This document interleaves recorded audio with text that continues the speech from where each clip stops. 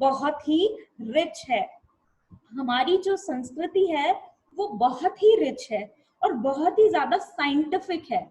You guys will not believe, हम जो भी करते हैं, हम जो भी फेस्टिवल्स करते हैं या जो भी हम चीजें करते हैं, तो अगर आप जाएंगे उसको डीपली पढ़ेंगे तो आपको समझ में आएगा कि ये सारी की सारी चीजें साइंटिफिकली कनेक्टेड होती हैं। जब हम ऐसे हाथ जोड़कर नमस्कार करते हैं, ये भी हमारी संस्कृति का पार्ट है।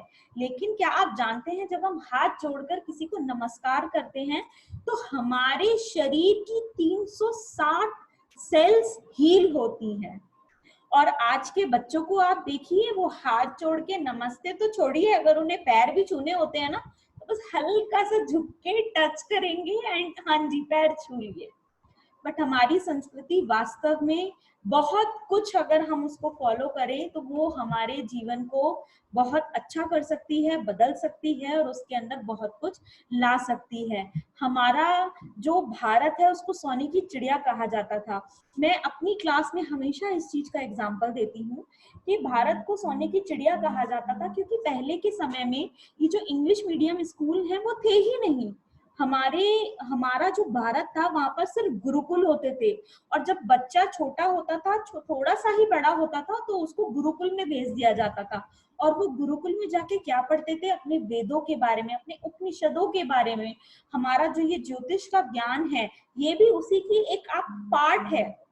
तो जब लोग इसे सीखते थे, समझते थे, तो वो भी अपना जो जीवन है वो उसी के अकॉर्डिंग ही चलने के लिए परस्पर होते थे। अगर आप थोड़ा पिछले उसमें जाएंगे टाइम पीरियड में, तो उस समय पर ना ही इतनी बीमारियां होती थी, ना ही उस समय पर लोगों को इतनी मुश्किलें होती थी किसी भी चीज के लिए, ना ही कोई डिप्रेशन नाम की चीज थी। तो आप अगर आज के समय में इन लोगों को देखेंगे तो हर तरफ से इंसान परेशान है, डिप्रेशन में है, टेंशन में है। क्यों है? क्योंकि कहीं ना कहीं हमारा जो ये ज्ञान था वो विलुप्त हो चुका है, वो खो चुका है। कोई भी पर्सन थोड़ी सी एस्ट्रोलॉजी पढ़ता है और उसको लगता है कि वो एक बहुत अच्छे एस्ट्रोलॉजर बन गए हैं, बट ऐसा नहीं है। ये जो एस्ट्रोलॉजी का ज्ञान है ये अपने आप में एक समुद्री विज्ञान है, जिसमें आप जितना घुसते जाएंगे उतना ही आप इसमें सीखते जाएंगे। तो इसकी इम्पोर्टेंस तो आप वहीं से जान सकते हैं जब हमारा भारतवर्ष सोने की चिड़िया हुआ करता था, क्योंकि वो अपनी संस्कृति को पूरा फॉलो करता था। और हमारी संस्कृति का ये पार्ट जो एस्ट्रोलॉजी है वो हमारी संस्कृति का ही एक पार्ट है, जो कि अब कहीं ना कहीं विलुप्त हो चुका है। और बहुत सारी जगह पर आज भी अगर आप साउथ इंडिया में जाएं तो साउथ इंडिया के जो लोग हैं वो आज भी अपनी संस्कृति को ब्लाइंडली फॉलो करते हैं। आज भी उनका ये कल्चर है कि जो चीज फेस्टिवल्स हैं, अगर फेस्टिवल्स इतने बजे पूजन करना है तो वो लोग उतने बजे ही पूजन करते हैं। तो ये जो चीजें हैं कहीं ना कहीं हमारे जीवन पे जरूर प्रभाव डालती हैं और इनका प्रभाव हम सभी देख भी सकते हैं कि किस रूप से देखने को मिल रहा है। आगे बढ़ते हैं, अब बात करते हैं कि लोग एस्ट्रोलॉजी से डरते क्यों हैं। व्हाट इज द रीजन कि लोग एस्ट्रोलॉजी से इतना डरते हैं? उसका सबसे बड़ा एक ही रीजन है, एस्ट्रोलॉजी आपको धैर्य रखना सिखाता है। क्योंकि it is a not cup of T कि आपने एक दिन में एस्ट्रोलॉजी पढ़ी और आप एस्ट्रोलॉजर बन गए, नॉट पॉसिबल। एस्ट्रोलॉजी एक ऐसी विद्या है जो बहुत ही धीरे, बहुत ही टाइम टेकिंग है। और जब हम स्लोली स्लोली एक एक चीज को पढ़ते हैं, एक एक परत को खोलते हैं, तो उन परतों के अंदर कौन कौन सी चीजें आती हैं? उन परतों के अंदर आते हैं हमारे प्लैनेट्स यानी कि ग्रह। उसके अंदर उस एक और परत के अंदर आते हैं हाउसेस यानी कि घर। इसके बाद आते हैं जॉडिएक यानी कि राशियां।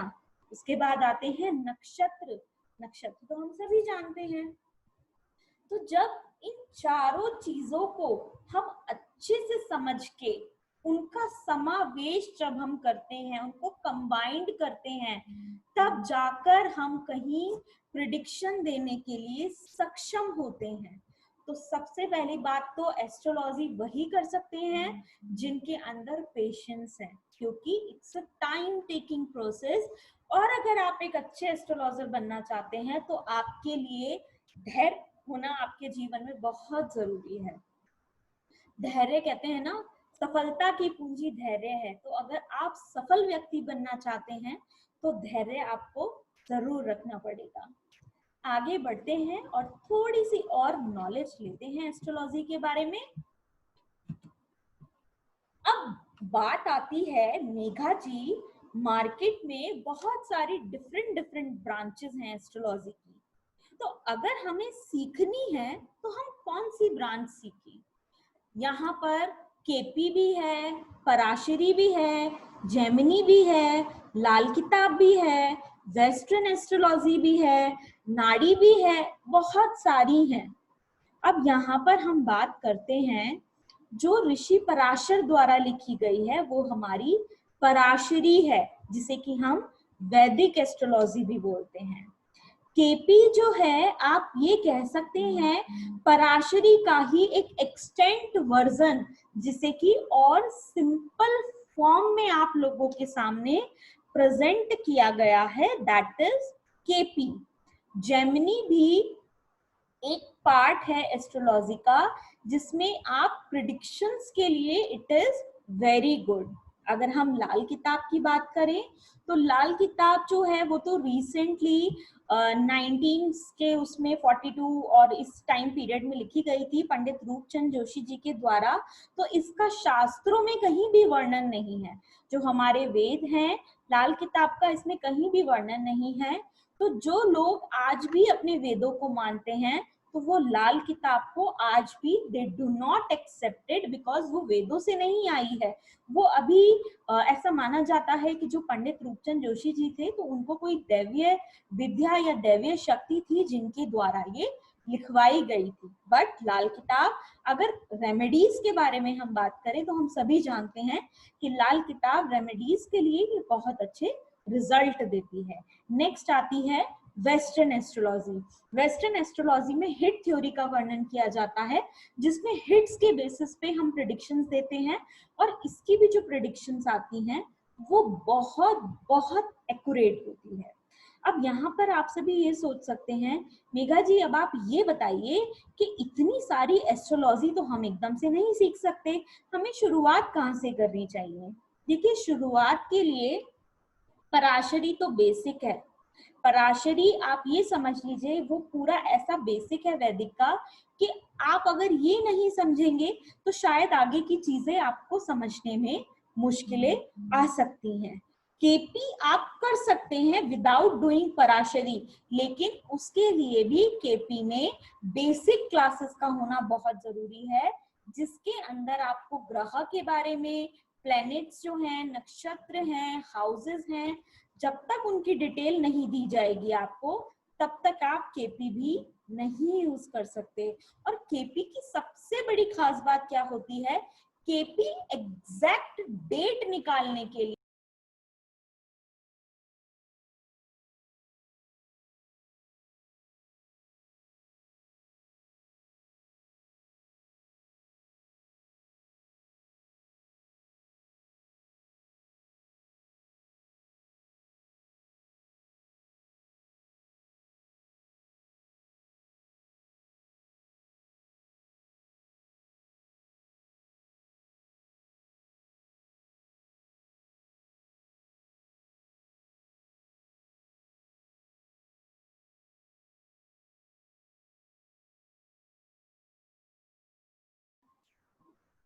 हेलो, अभी आप लोगों को मेरी आवाज आ रही है? Yes, no network issue actually, मैं म्यूट हो गई थी। तो एस्ट्रोलॉजी के बारे में हम लोग बात कर रहे थे, केपी से रिलेटेड। केपी जो होती है,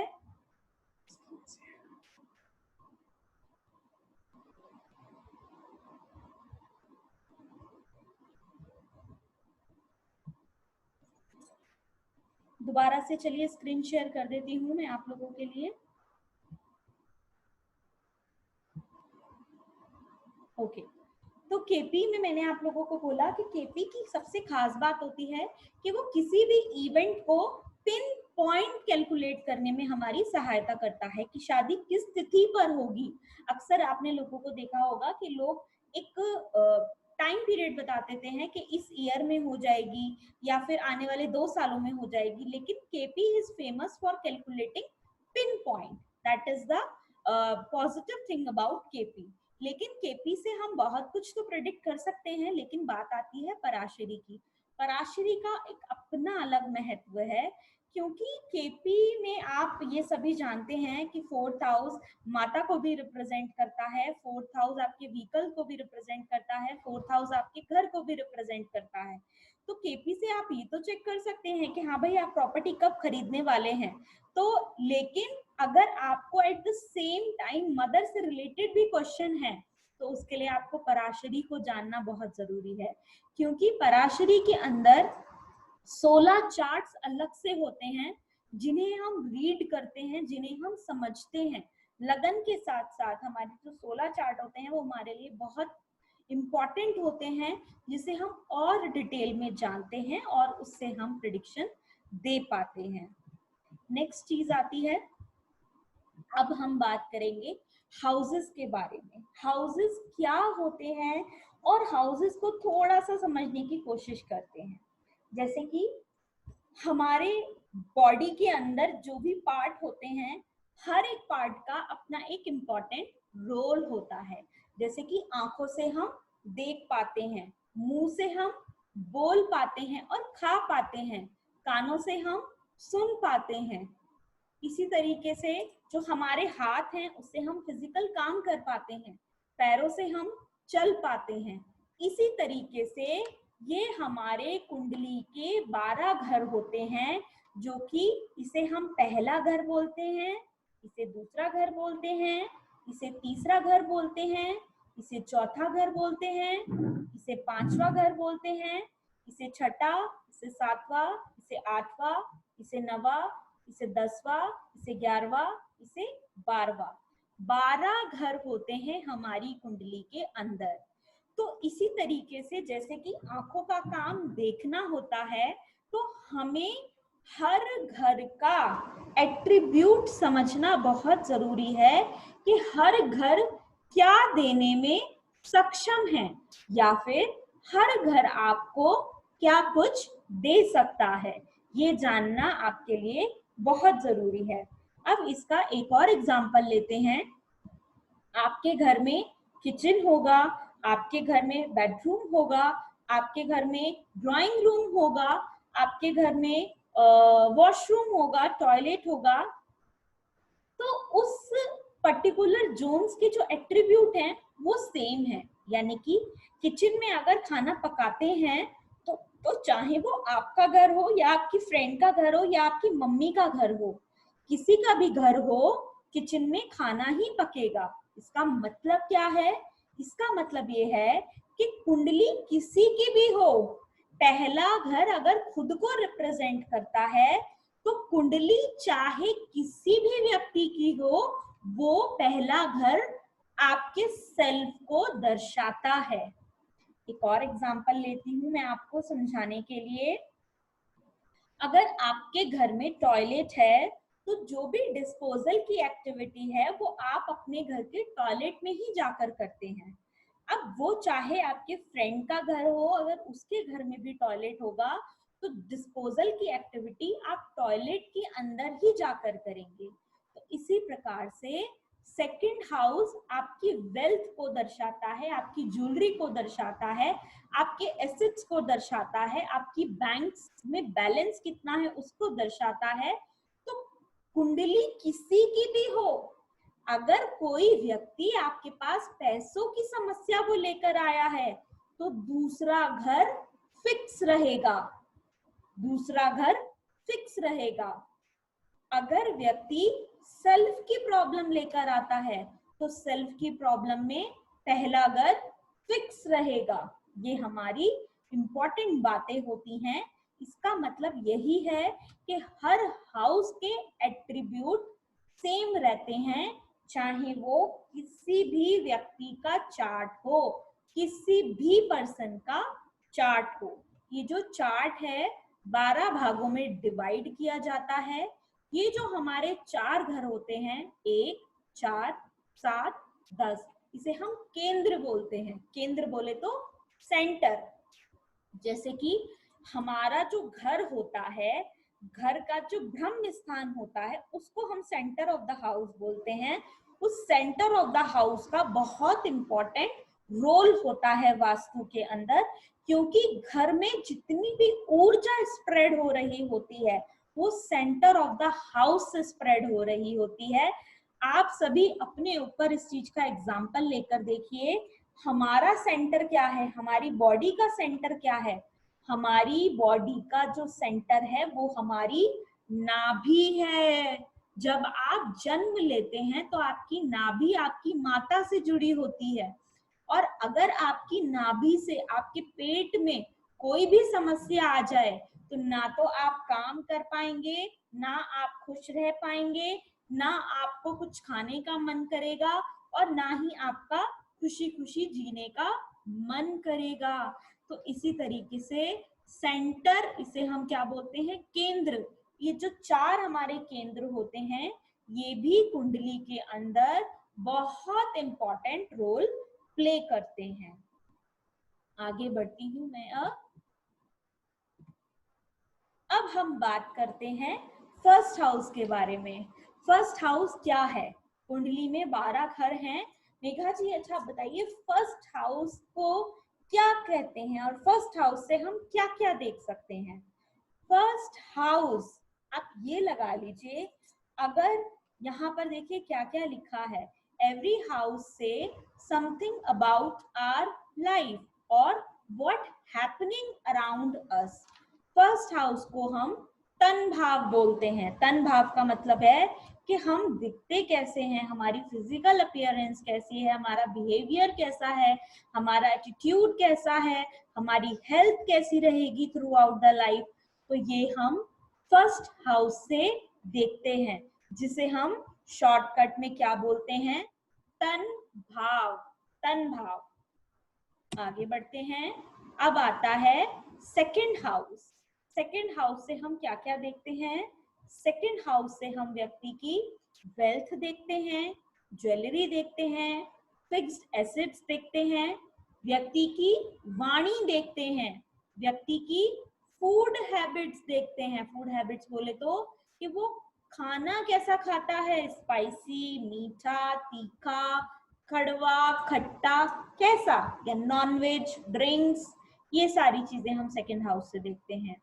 सेकंड हाउस के अंदर हमारा परिवार भी आता है। परिवार बोले तो मियाँ, बीवी, बच्चे, हस्बैंड, वाइफ, चिल्ड्रन, वो भी हम सेकंड हाउस से देखते हैं।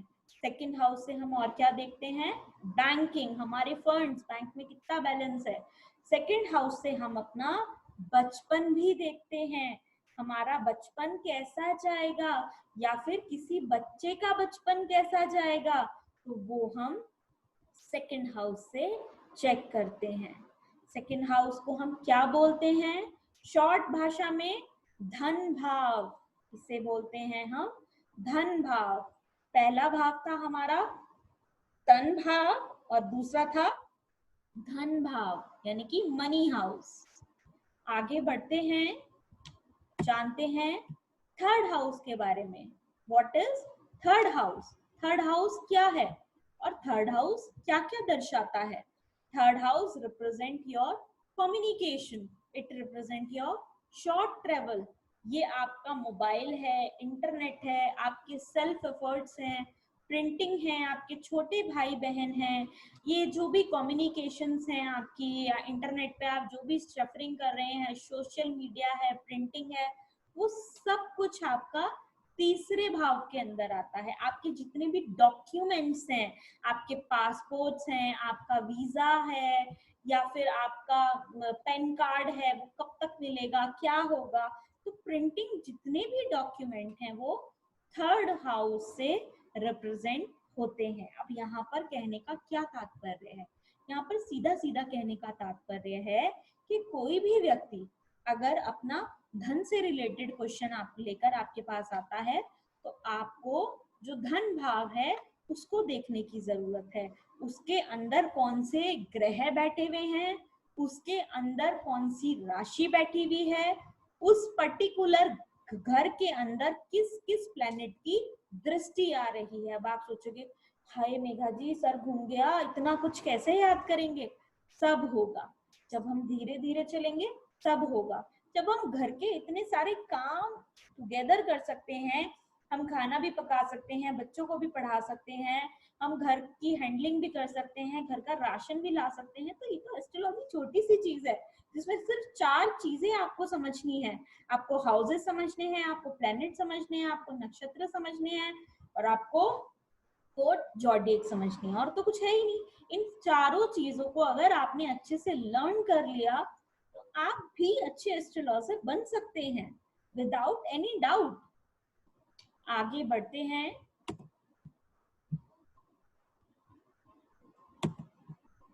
अब बात आती है असेंडेंट की। हाउसेस को हम कभी दोबारा जब सेमिनार करेंगे तब अटेंड कर लेंगे, अदरवाइज क्लासेस में तो मैं करवाती हूँ हाउसेस के बारे में। अब हम बात करते हैं असेंडेंट के बारे में। असेंडेंट क्या होता है, जिसे हम लगन भी बोलते हैं, लगन लॉर्ड भी बोलते हैं, या असेंडेंट का मतलब होता है पहला घर। जो हमारी कुंडली के अंदर पहला भाव होता है, पहला हाउस होता है, फर्स्ट हाउस होता है, उसे हम असेंडेंट बोलते हैं। और इसका बहुत बहुत इंपॉर्टेंट रोल होता है हमारी लाइफ में। अब आपके दिमाग में ये क्वेश्चन आ सकता है, मेघा जी ये बताइए इसे समझना कैसे है। हमें ये तो समझ आ गया कि इसे असेंडेंट बोलते हैं, लेकिन इसे पढ़ेंगे कैसे, इसे समझेंगे कैसे। तो चलिए उसके लिए आगे की स्लाइड पर चलते हैं।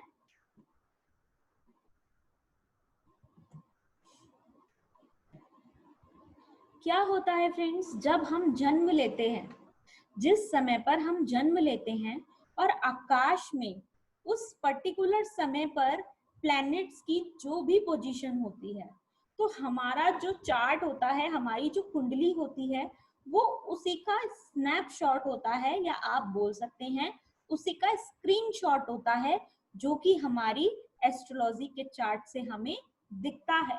कौन सा ग्रह किस राशि में गोचर कर रहा है, कौन सा ग्रह कहाँ पर किस राशि में स्थित है, या कितने ग्रह के आसपास है, तो उन सारी चीजों को हम क्या बोलते हैं, वो हमारा एस्ट्रोलॉजिकली चार्ट बन जाता है। जिस समय आप जन्म लेते हैं तो वही एक स्नैपशॉट होता है।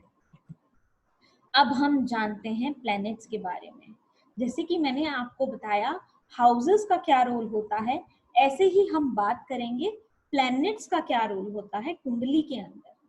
फ्रेंड्स, प्लैनेट्स का भी एक बहुत ही इंपॉर्टेंट रोल होता है। आप अपने घर में जो रोल आपके फादर का, आपकी मदर का, अपने बच्चों का, आपके इन-लॉज का होता है, वही रोल प्लैनेट्स प्ले करते हैं। जैसे कि मैंने आपको बता दिया किचन का काम है खाना बनाना, तो यानी कि फर्स्ट हाउस से हम सेल्फ को देखते हैं। इसी तरीके से हर प्लैनेट की अपनी एक, आप कह लीजिए वो एक डे को लेके बैठा हुआ है, एक मंत्र को लेके बैठा हुआ है, एक कलर को लेके बैठा हुआ है, एक फैमिली के मेंबर को लेके बैठा हुआ है। तो अगर आपको अपने कुंडली के सूर्य देव को अच्छा करना है, तो आप मान लीजिए सूर्य हैं आपके पिता। सूर्य कौन है, वो है आपके पिता।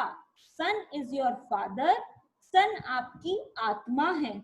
सन आपके फेम को, आपकी अथॉरिटी को, आपके गवर्नमेंट को, इन सारी चीजों को दर्शाता है। जो सन है वो एक मेल प्लैनेट है, और इसका जो नंबर होता है सूर्य का 1 नंबर, हम सभी जानते हैं सूर्य का जो नंबर होता है न्यूमरोलॉजिकली दैट इज नंबर 1। सन की जो डायरेक्शन होती है दैट इज ईस्ट डायरेक्शन। सन का जो दिन होता है वो होता है संडे। अब यहाँ पर इसको एक्सप्लेन करने का क्या तात्पर्य है, इसका मतलब ये है जब भी हम सूर्य से रिलेटेड रेमेडीज करते हैं, तो या तो हम उस रेमेडी के अंदर अपने फादर की सेवा करते हैं, जिससे कि हमारा जो रिलेशन है, क्योंकि अगर आप फादर को प्रसन्न कर रहे हैं इज इक्वल्स टू आप अपने सूर्य ग्रह को प्रसन्न कर रहे हैं। अगर आप लाख मंत्र के जाप करा रहे हैं, आप संडे के फास्टिंग रख रहे हैं, लेकिन अगर आप अपने पिता को सम्मान नहीं दे रहे तो विश्वास मानिएगा फ्रेंड्स, आपकी कोई भी रेमेडी आपको रिजल्ट नहीं देगी, क्योंकि जो मेन है वो तो आपके घर में ही विराजमान है ना। तो जब आप उनको रिस्पेक्ट नहीं दे रहे तो आपके सन आपसे कैसे खुश हो जाएंगे। तो सूर्य की अगर आप चाहते हैं, आपको नेम एंड फेम चाहिए, आपको अथॉरिटी चाहिए, अगर आपकी गवर्नमेंट की तरफ से कोई भी समस्या आ रही है तो आप यहाँ पर अपने पिता को मान सम्मान करना शुरू करिए, उनका आशीर्वाद लेना शुरू करिए। पहले के समय में ऐसा कहा जाता था कि सुबह उठने के उपरांत सबसे पहले आपके घर में जितने भी बड़े लोग हैं उन सबके पैर छुइए और उनका आशीर्वाद लीजिए। क्यों? सूर्य हमारे पिता, चंद्रमा हमारी माता, बृहस्पति को हम कह सकते हैं हमारे जो बड़े बुजुर्ग हैं, दादा। तो घर के अंदर ही सारे मेंबर्स होते थे, तो जब हम उनकी ब्लेसिंग्स ले लेते थे तो सारे ग्रह खुद ब खुद ही खुश हो जाते थे। और आज के टाइम में क्या कल्चर है? Good morning mummy, good morning पापा। डू यू थिंक इससे हमें ब्लेसिंग्स मिलने वाली हैं? नहीं। तो जो हमारा कल्चर था, जो हमारी संस्कृति थी, उसका आज भी बहुत इम्पोर्टेंट रोल है। और आज भी अगर आप विलेजेस में जाकर देखेंगे तो कुछ लोग आज भी इस संस्कृति को मानते हैं और सुबह उठ के अपने माता पिता के आगे वो नतमस्तक होते हैं, क्योंकि जब उनके जो दो इम्पोर्टेंट ग्रह हैं, सूर्य और चंद्रमा, सूर्य आपकी आत्मा है, सूर्य आपका गवर्नमेंट है, आप कह सकते हैं आपकी इम्यूनिटी है, और चंद्रमा क्या है? आपका माइंड है। चंद्रमा क्या है? आपका मन की शांति है। तो जब ये दो प्लैनेट स्ट्रॉन्ग रहेंगे तो आप खुद ब खुद आगे बढ़ जाएंगे। लेकिन अगर आपने अपने दो ग्रह ही खराब कर लिए, यानी कि आपने किंग एंड क्वीन को ही खराब कर लिया, तो यानी कि आपने सारे प्लैनेट्स को बर्बाद कर दिया। ये बस इतना सा इजी सा फंडा है। आगे बढ़ते हैं नेक्स्ट स्लाइड की तरफ। देखिए यहाँ पे आप सभी को चंद्रमा दिख रहे हैं। चंद्रमा क्या है? चंद्रमा हमारी माता है, हमारा माइंड है। माता कैसी होती है? माता का काम होता है ना नर्चरिंग करना, केयर करना। और जब हम माँ की गोदी में लेटते हैं तो हमें कितना पीस ऑफ माइंड मिलता है। सभी को मिलता है पीस ऑफ माइंड। और वो जो पीस ऑफ माइंड मिलता है, मतलब मजा ही आ जाता है। ऐसा लगता है कि उससे बढ़कर कुछ है ही नहीं। और अगर मैं आज की परिस्थिति की बात करूं तो आज की जो परिस्थिति है, लोगों ने अपने माँ बाप को किस तरीके से बर्ताव करना और उन लोगों के साथ क्या क्या वो करते हैं, वो आप भी जानते हैं और हम भी जानते हैं, जो आज की स्थिति है। इसके बाद मून जो होता है हमारे इमोशंस को रिप्रेजेंट करता है। इसका जो दिन होता है वो मंडे का होता है, और इसके जो डायरेक्शन होती है नॉर्थ वेस्ट डायरेक्शन होती है। इसका जो नंबर होता है वो 2 नंबर होता है। फीमेल प्लैनेट होता है मून, और जो इसके डाइटी होते हैं वो शिवा होते हैं। इसका मतलब क्या है? अगर आपके मून प्लैनेट कुछ भी प्रॉब्लम में है आपके चार्ट के अनुसार, आप अपनी माता की सेवा कीजिए, आप भगवान शिव की सेवा कीजिए, मंडे के फास्ट रखिए, और नॉर्थ वेस्ट डायरेक्शन को अपने घर में साफ सुथरा रखिए। वहां पर कोई भी एंटी एलिमेंट चीज को आप नहीं रखिए। अगर आप ऐसा करेंगे तो आपका जो मून है पॉजिटिव रिजल्ट देने के लिए बाध्य हो जाएगा आपको। अब बात करते हैं एस्ट्रोलॉजी जॉडिएक से रिलेटेड। मैंने आपको प्लैनेट्स के बारे में बताया, प्लैनेट्स क्या रोल प्ले करते हैं, मैंने आपको हाउसेस के बारे में बताया।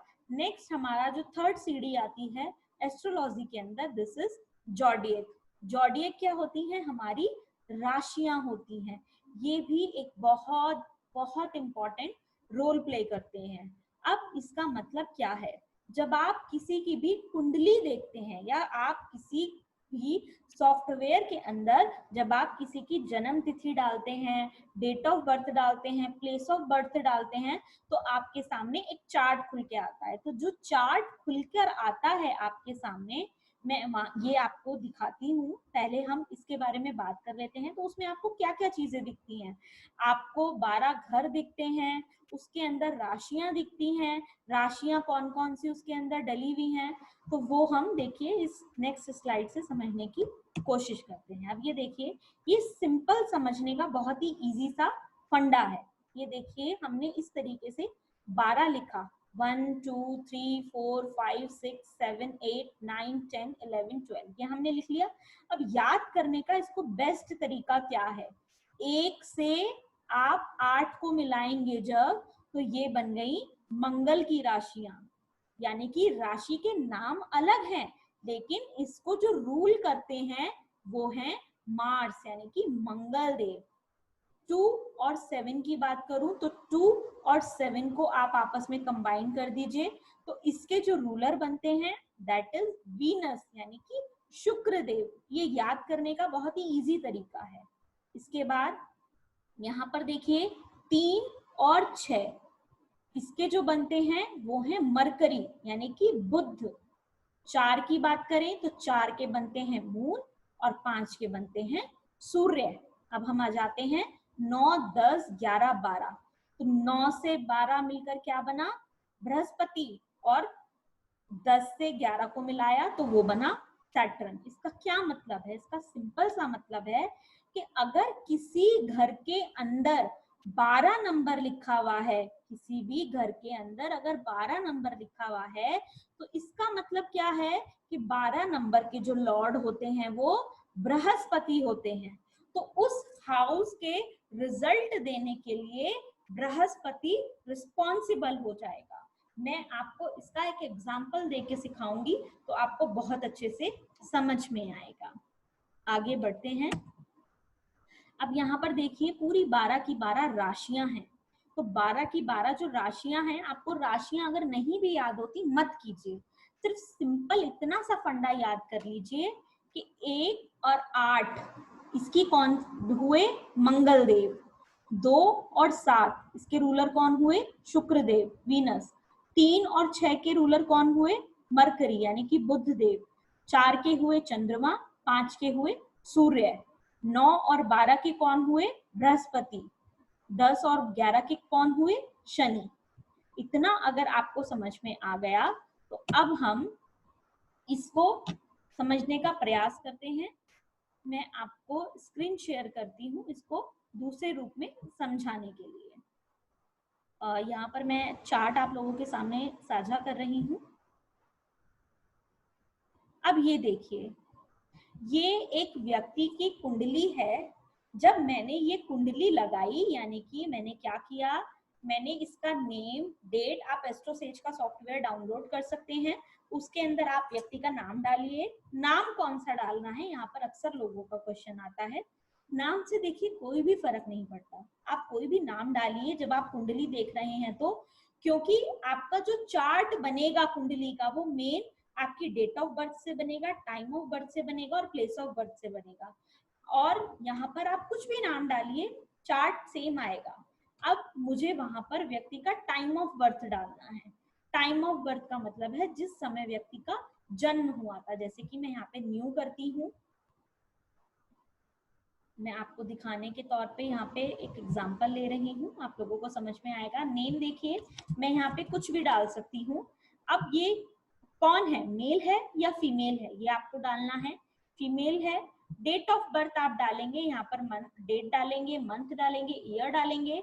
इसके बाद आप यहाँ पर व्यक्ति का समय डालेंगे कि उस व्यक्ति का जन्म समय क्या है। जन्म समय डालने के बाद आपको डालना है व्यक्ति का जन्म कहाँ पर हुआ था, यानी कि भारत में हुआ था तो कहाँ पर हुआ था, उत्तर प्रदेश में हुआ था तो कहाँ हुआ था, दिल्ली में हुआ था तो आप यहाँ पर ये देखिए दिल्ली इस तरीके से डालेंगे और आप उसको सिलेक्ट कर लेंगे। जैसे ही आप सिलेक्ट करके ओके करेंगे, या आप किसी भी सॉफ्टवेयर में कर सकते हैं, तो आपके सामने ये एक चार्ट बनकर आएगा। अब देखिए यहाँ पर इस चार्ट में 12 घर हैं। कौन कितने घर हैं, 12 घर हैं। तो मैंने आपको क्या सिखाया, पहला घर हम सेल्फ है जिसे हम तन भाव बोलते हैं। दूसरा घर क्या है, हमारा धन है, हमारी मनी है।